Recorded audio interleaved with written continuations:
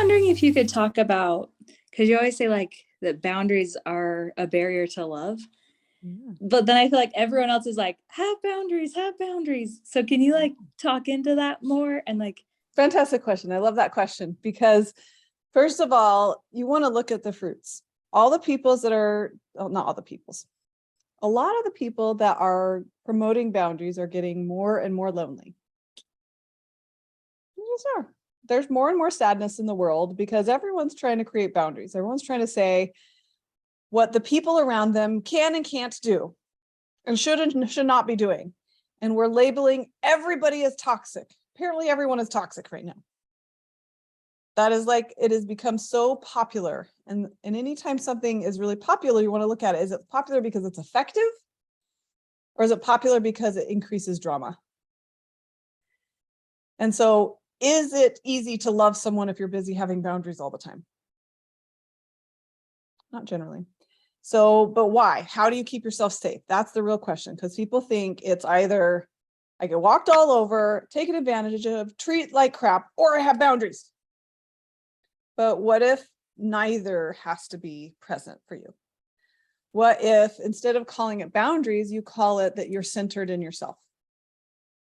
That you don't allow people to force you to do anything you don't want to do. You don't say yes to things that you don't want to say yes to. We don't have to call it a boundary. We can just call it, I'm saying no. The word I like to use instead, and this might be a helpful nuance, the word that I use instead is I say, I am really good at advocating for myself.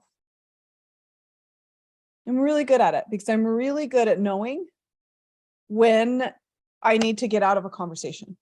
And so I'll have people say things like, oh, no, I know I don't want to take up too much of your time. And I don't blah, blah, blah, blah, blah. And I just look at them and say, I'm really good at advocating for myself. You're good.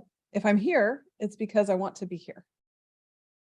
And I think if we could all do that, then we're more present. So if we can be present, if we can be, the 4 terms that I've been hearing a lot lately from this other organization, Unblinded, that I'm a part of, is direct, empathetic, precise, and shoot, what's the other one? I've been saying it all day.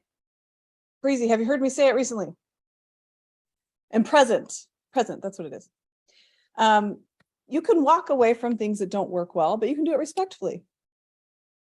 You don't have to create a boundary to walk away. You just walk away. So we simplify it. Because when we have a boundary, then we have this fear of like, am I maintaining my boundaries? All that matters is, am I present in my body? Am I advocating for myself? And am I being kind and loving? But a boundary comes from a place of fear. And I'm not a big fan of doing anything out of fear. And it becomes a barrier because then we have to stick to our boundaries or else we're not good at holding boundaries. And if we're not good at holding boundaries, then XYZ, and it's like all this mess. When all it has to be is, you know what, this isn't working for me right now, so I'm going to walk away. But if I don't have a boundary, then I don't have to worry about, you know what, right now, actually, this does work for me. So I can come back to this situation. And it's okay because I'm holding centered in myself. But the problem is most people don't know how to advocate for themselves. They don't know how to not let people walk all over them. And so then this whole boundary thing, like, it's like we get all this like tough energy, like I will be strong and make a boundary and a shield and all these things. So we have to like toughen ourselves up, but it's like so much work. It's hard to maintain that level of energy to keep that boundary going. When all we really want to do is connect. We were made to connect.